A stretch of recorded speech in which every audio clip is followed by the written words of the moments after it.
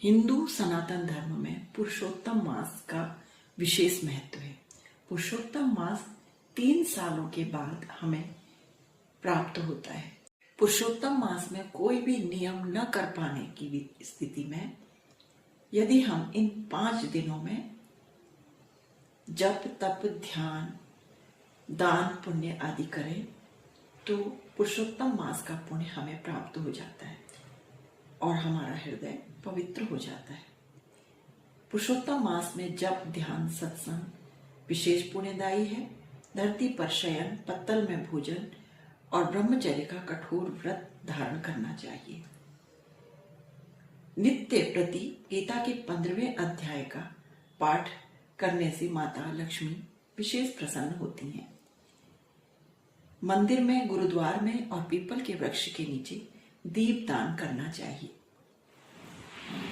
जो भी मनुष्य भगवान पुरुषोत्तम को पुरुषोत्तम मास में कनेर के पुष्प अर्पित करता है उस पर लक्ष्मी जी की कृपा बनी रहती है।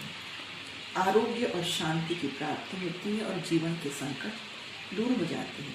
1000 वर्ष गंगा में स्नान करने से जो पुण्य प्राप्त होता है वही पुण्य इस पुरुषोत्तम मास में सूर्योदय के पूर्व स्नान करने से प्राप्त हो जाता है। इस माह में केवल जप तप सत्संग सत्कथा श्रवण हरि कीर्तन व्रत उपवास स्नान दान या पूजन आदि किए जाते हैं। उनका अक्षय फल प्राप्त होता है और व्रती के संपूर्ण अनिष्ट नष्ट हो जाते हैं।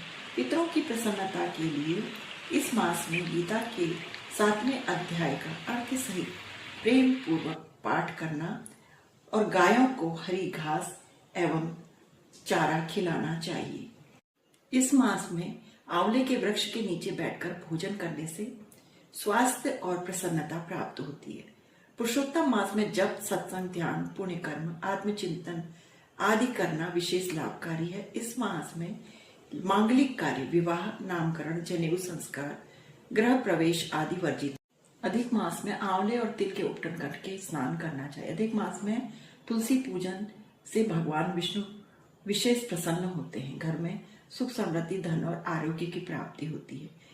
सुबह जल अर्पित करना शाम को दीपक जलाना अत्यंत फलदायी होता है जो घर में नकारात्मकता को दूर करता है। अधिक मास में भगवान विष्णु के सम्मुख तुलसी की सूखी लकड़ी का दीप दान करना अत्यंत पवित्र और 1000 गुना अधिक फलदायी माना जाता है जो कि कार्तिक मास के पुण्य के बराबर पुण्य देता है।